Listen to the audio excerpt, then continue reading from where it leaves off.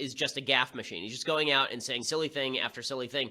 And the left can't stop themselves. They can't stop themselves because their end game here, their entire end game is to castigate all of their political opponents as Nazis and Trump sycophants. And in their pursuit of this end game, they've forgotten that they don't actually need to do that in order to win. So we're going to discuss how in 4 simple steps they are alienating the American people, how it is that they are taking a president who has right now a 34% popularity rating and possibly boosting him to re-election victory, and how it's very possible they may not even win back the House. We'll talk about all of that. But first, I want to say thank you to our sponsors over at ProFlowers. So last time I was away on travel, I decided that it would be a good idea to send my wife flowers. I do this a lot when I'm away on travel, but the only company that I trust to do this is ProFlowers.com. Right now, you get 20% off of any of their unique summer rose bouquets or any other bouquet of $29 or more. Their colorful rainbow roses are always a hit. If you don't know what to send, I sent them, I think, a couple of weeks ago to my wife. The ProFlowers bouquets are guaranteed to stay fresh for at least 7 days or your money back, and you control the delivery date. If something breaks, they'll correct it right away. We actually had a vase break, and they immediately sent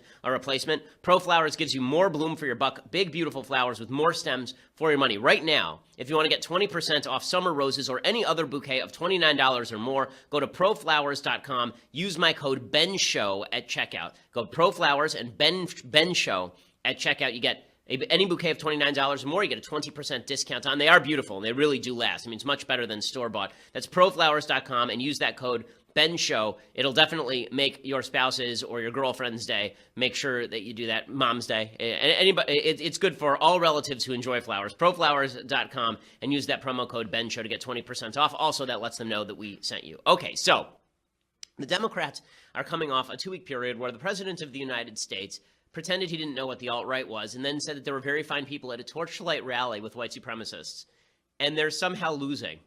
Somehow they're losing. See, this is the amazing thing. You look at the polling data right now. The world revolves around Trump. Trump is our sun, and we all revolve around him in planetary orbit.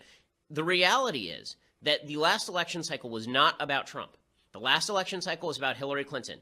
Donald Trump just showed how unpopular Hillary Clinton is.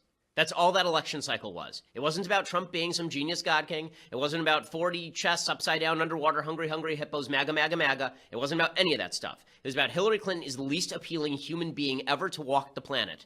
Hillary Clinton makes the White Walkers on Game of Thrones look as though they are attractive date prospects. Okay, Hillary Clinton was a garbage candidate. She was such a bad candidate that this is real statistic, okay? Donald Trump won fewer votes in Wisconsin than Mitt Romney did in 2012, and he won the state. Hillary Clinton, no one likes her.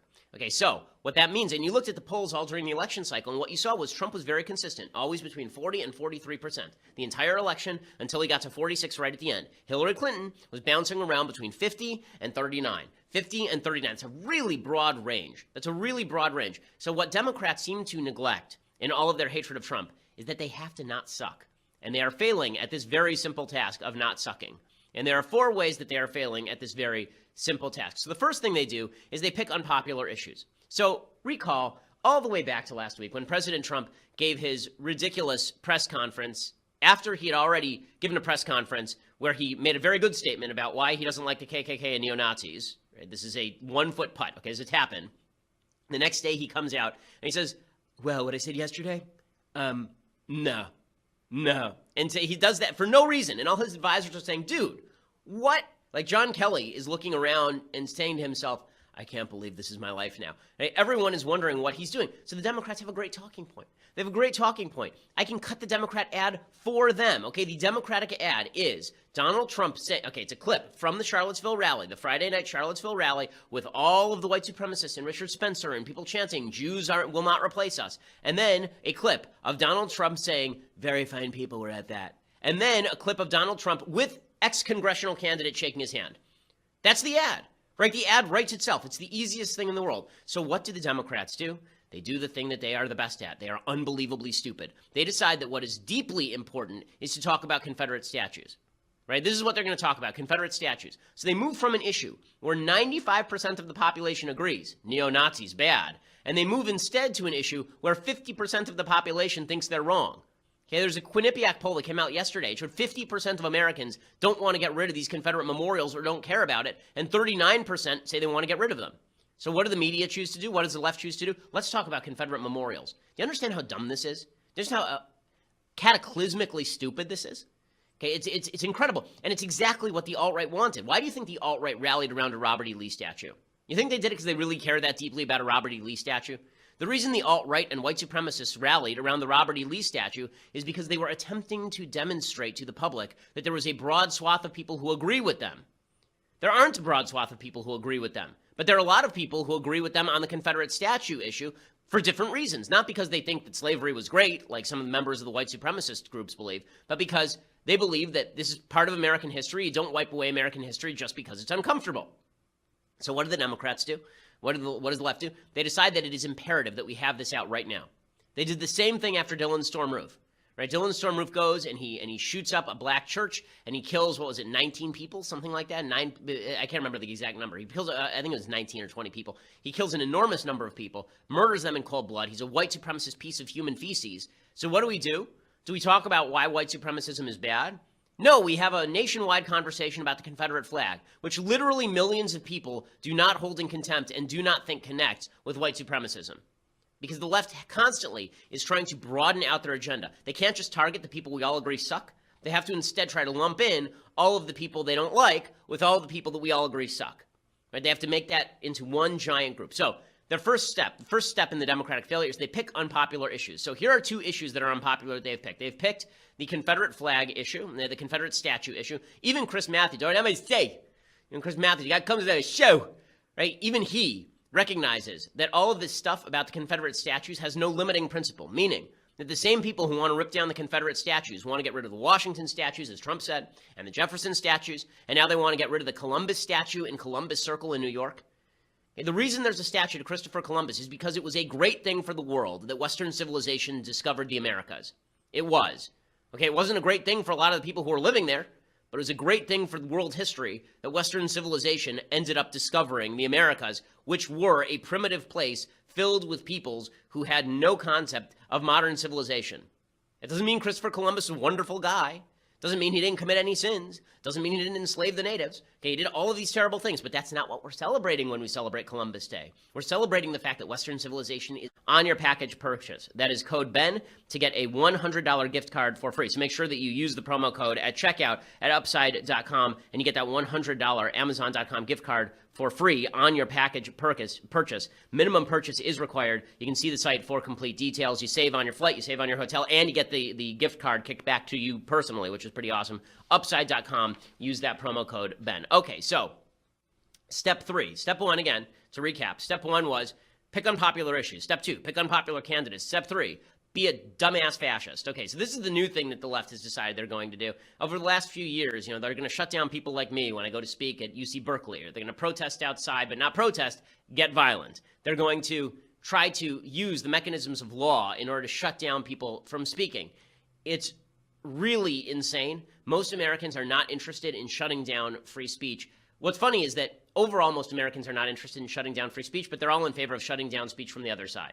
So this is why we have checks and balances in this country. It's why we have a Bill of Rights in the first place. If it were up to people on the right, there was a poll that said that I think it was a plurality of right-wingers would be in favor of shutting down CNN. A poll on the left, I'm sure, would be a plurality would be in favor of shutting down Fox News. We're all in favor of shutting each other up. Everyone's a little fascist, except that when it comes to the broad principle, we're not. If you ask them, are you in favor of shutting down free speech, they'll say no. And that is the protection for free speech. We can't rely on each other's goodwill and good nature to protect each other. We have to rely on the fact that we know that if we attempt to encroach on somebody else's free speech, they will encroach on ours. Well, the left has decided this is now going completely out the window. There was an op-ed in the Washington Post, I think yesterday, talking about how free speech should go by the wayside for certain college speakers. Right, that the free speech doesn't apply to people who are speaking hate speech. This is a new talking point. So here, for example, is a columnist from Law News, which is supposed to be a legal outlet. Her name is Elura Naños, and she was on with Tucker on Fox News last night. And here she is basically saying that free speech should not be defended if it's speech that she doesn't like. In many of these cases with these white supremacist groups, if you look at their mission statements, you will see that their underlying mission basically is genocide. So if that's what they're trying to do, it has to be taken in that context. Their underlying mission is gross does not mean that they're actually violating free speech protections. It doesn't. I mean, lots of people say gross things all the time that I hate and despise, including white supremacists and neo-Nazis. Okay, they say this stuff all the time, but that has no impact on whether that is protected speech or not. What the left is trying to do is declare that Donald Trump is the real threat to free speech so they can shut down Trump. They're trying to declare that the right is the real threat to free speech so they can shut down the right. So here is a perfect example of this. On ABC, there is this commentator whose name is, she's the senior White House correspondent, actually, named Cecilia Vega, and she was on Good Morning America, and she suggested that Trump's speech in which he ripped on the media should actually be illegal. It's basically incitement. Well, George, this was incitement, plain and simple. I turned my cell phone camera on the crowd just so you could see the reaction there as we were on the stage. That's what it looks like when the president turns the crowd on you. The president said that journalists hate this country. That's what he told this crowd. This was an assault that went on and on and on. And George, I've got to tell you, this one felt different. It really feels like a matter of time, frankly, before someone gets hurt. Okay, so I love that the left is willing to say this. It was only a matter of time until some Bernie Sanders supporter snapped and tried to shoot a bunch of Republican congresspeople, but you didn't hear any of this talk from the left. But it's only with regard to the right. And this is the new talking point, is that it's not free speech for you, because everything you say is incitement. Everything I say is true and wonderful and glorious, but everything you say is incitement. Democratic Representative John Garamendi from California, he says the same thing. He actually said that Trump's attacks on the media, it was just like Hitler. It was exactly like Hitler. Let me explain. A man that is totally out of control and engaged in rhetoric that slams the press, which, by the way, happens to be the very first thing that a dictator will do to secure his position, is to delegitimize the press. And Trump has been at that for his entire campaign, in fact, his entire presidency. Don't you understand? He must be shut up because he's trying to delegitimize us. Okay, this nonsense where the left suggests that everything the right says is incitement. Listen, I don't like a lot of what Trump said at that rally. I talked about it on the show, but it was not incitement. You know, later in the show, I'm going to do the big ideas. What we do on Thursdays here, I'm going to explain to you what the legal standard for incitement is so that you know, so that you don't fall prey to the stupidity of people who say things like fire in a crowded theater and have no idea what the hell they're talking about. I'm going to give you the full background on what the law says about all of this. But suffice it to say, what Trump did the other night was not actual incitement. It was not incitement under the law. Okay, so those are the three things, first three steps, and we'll get to the fourth in a second. So first three steps were pick unpopular issues, pick horrifying candidates, and then be a fascist. Okay, step 4 is, I think, the most telling one of all. But for that, you're going to have to go and subscribe. So $9.99 a month gets you a subscription to Daily Wire. You get the rest of this show live on video. Later when we post it, you get it free of the ads that I talk about on the show. You also get Andrew Klavan's show live. That's happening in about an hour here. You get Michael Knowles' show live, God help us, at 12:30 today. Cassie Dillon is sitting in here, and I think she's on Michael Knowles' show later. So that's a double recommendation for not watching. But if you do want to watch, then you can subscribe for $9.99 a month and check that out. Also, for the annual subscription, you get all those things, plus the website for free, all of these wonderful things, and you get this tumbler. Did you see it magically appear? This tumbler is so incredible that it doesn't even have to be present, and it's still there. It's there in heart and mind. No one brought this here and just put it on the desk in the middle of the show because we had forgotten it or anything, okay? It wasn't there, and then it was there. That's how great this tumbler is. It's where you need it to be at all times. For $99 annually, you get this, the magical Leftist Tears hot or cold tumbler. It will make your life better. You'll never have to look for it because it just appears wherever you're looking. It's actually slightly creepy. You open up a closet, boom, there it is. You get up in the morning, you go in the bathroom, boom, it's on top of the toilet. You just never know. But it's great. You're going to love it. $99 a year gets you the subscription plus this, the greatest of all tumblers ever created by God or man. So you'll get all of those things. Or if you just want to listen later on iTunes or SoundCloud, go over there, subscribe, leave us a review. We always do appreciate it. It helps us with the rankings, so thank you for that. And we are the largest and fastest growing conservative talk show, podcast on the interwebs, in America, in the world, in the universe, anywhere.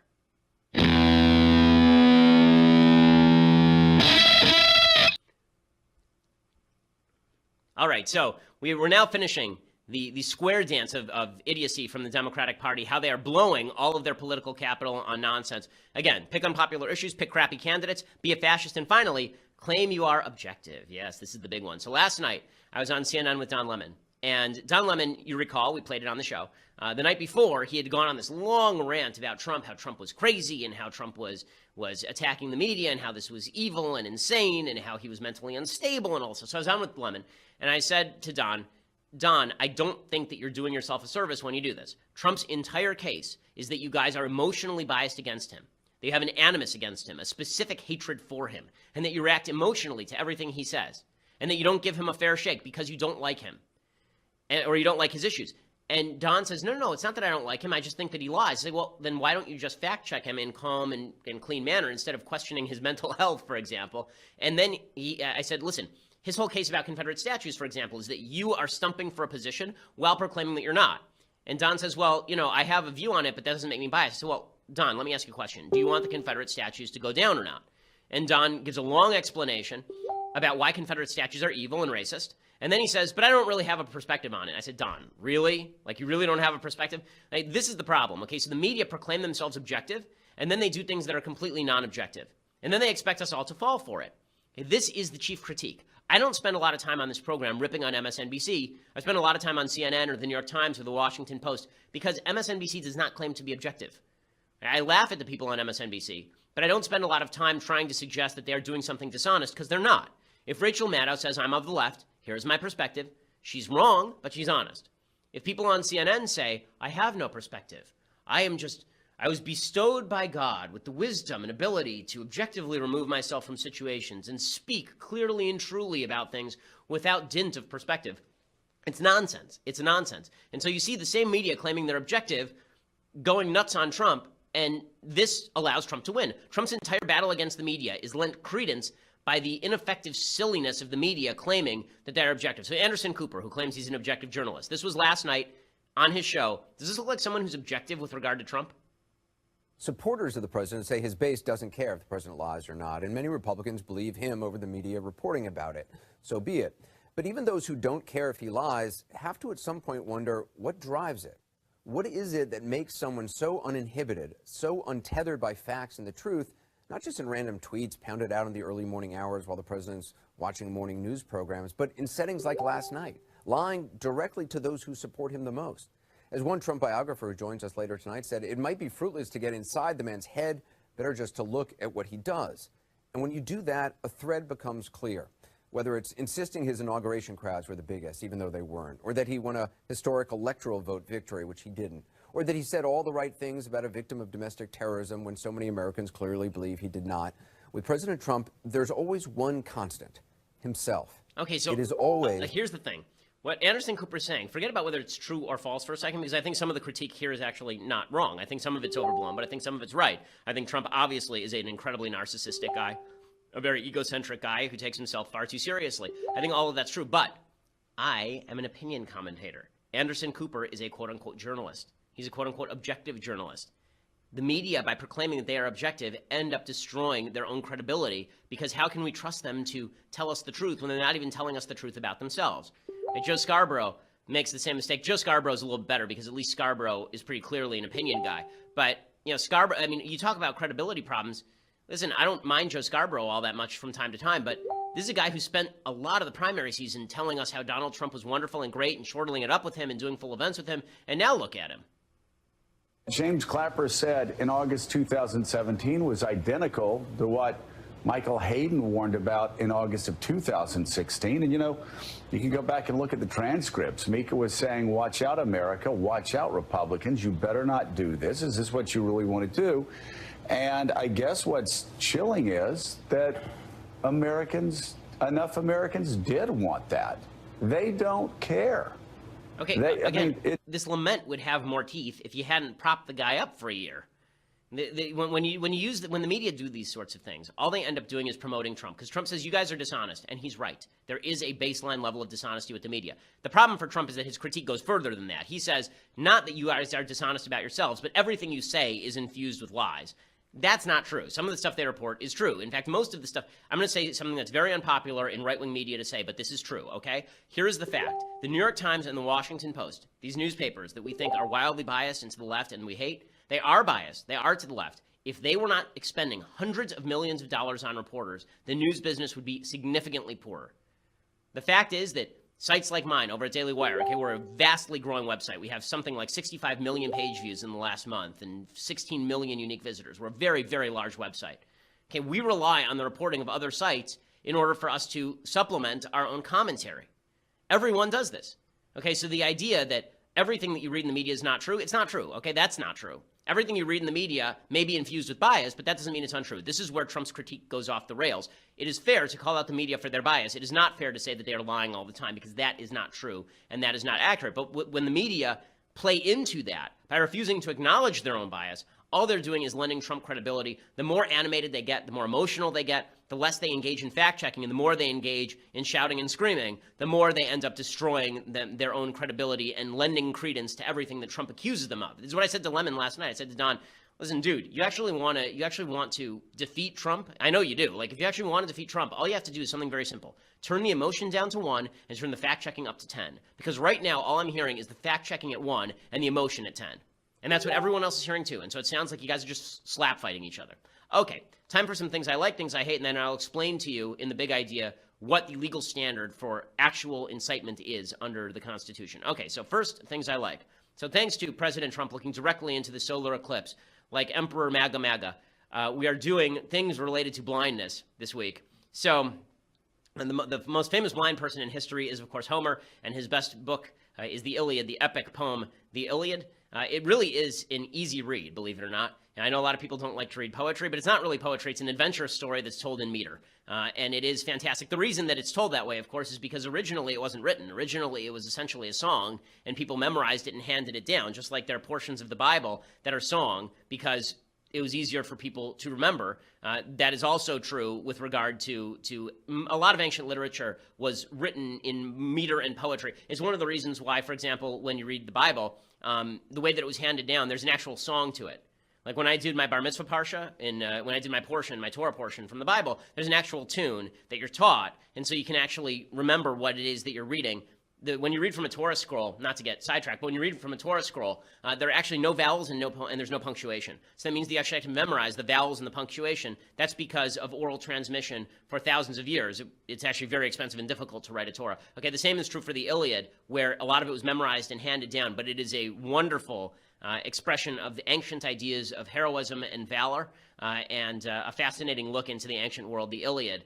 So go and get a copy of it and check it out. Okay, other things that I like. So yesterday, I have to say, my listeners are just fantastic. So yesterday, I called on you to go out and please make me some videos of the most wonderful video that I have seen in the last year. And that was this Antifa protester getting knocked right in the balls by a gas canister. And it was fantastic. And so some people have created various versions of this, and I want to show you all of the various versions that have been created. And I want to particularly thank several people who listened directly to my request, and I do think it turned out the best. My direct request for this to be set to Whitney Houston's I Will Always Love You. And we'll play that last because it's just spectacular. It came out you guys are great. It came out just like I imagined it. You know, I imagined it, the picture was in my head, and it came out just as I had imagined it. It was beautiful. It sprang directly from my head to your keyboard and now onto your screen that you're about to watch. So first, you have to see this in slow motion because the slow motion is pretty spectacular.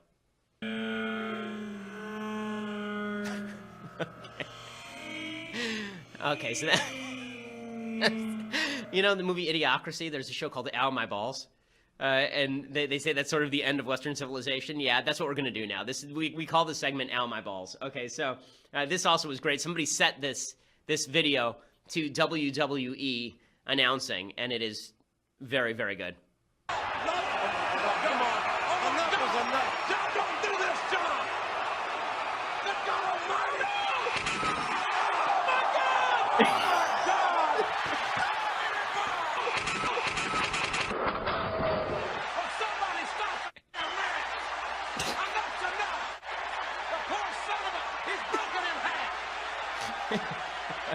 Okay, and then somebody put this little GIF together. I'm still undecided on GIF or GIF, but here is this is pretty amazing. I love it. This is Trump. They flipped around the footage so that it works visibly. Trump is not actually a lefty, but here's Trump.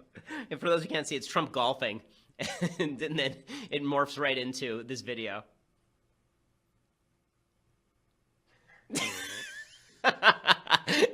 It's pretty spectacular. Looks like Trump is knocking the golf ball right into this guy's crotch. Okay, and then somebody did the ever-present internet classic, that is the mashup of the Titanic music with pepper balls, which is what this guy has now been called. I love it so much. Here it is.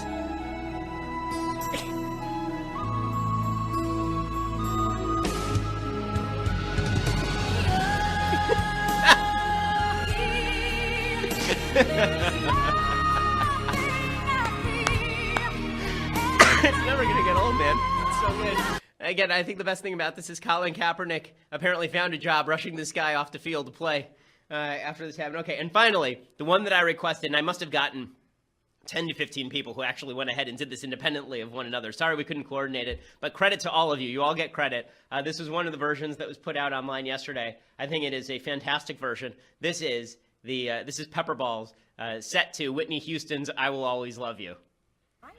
You just saw one of the protesters go up there and actually kick a can of that. Yeah.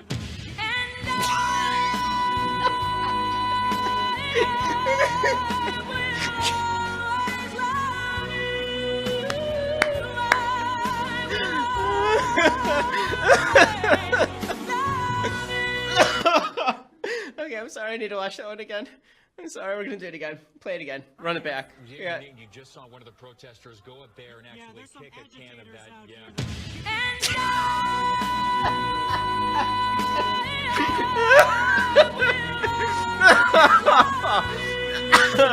Oh, it's not often you get to laugh at somebody's pain, and it's great. It's great. So okay. Thank you all for doing your level best to make the Ben Shapiro Show great again. Fantastic. Okay, time for a couple quick things that I hate, and then I'll explain to you what legal incitement is. No, this doesn't count as legal incitement. This counts as me laughing at a guy getting knocked in the crotch for kicking gas canisters at the cops. Okay, so time for some things I hate.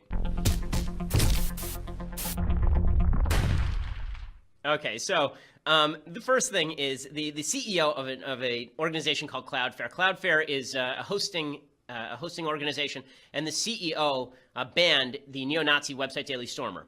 Suffice it to say, I am not particularly hot on the Daily Stormer.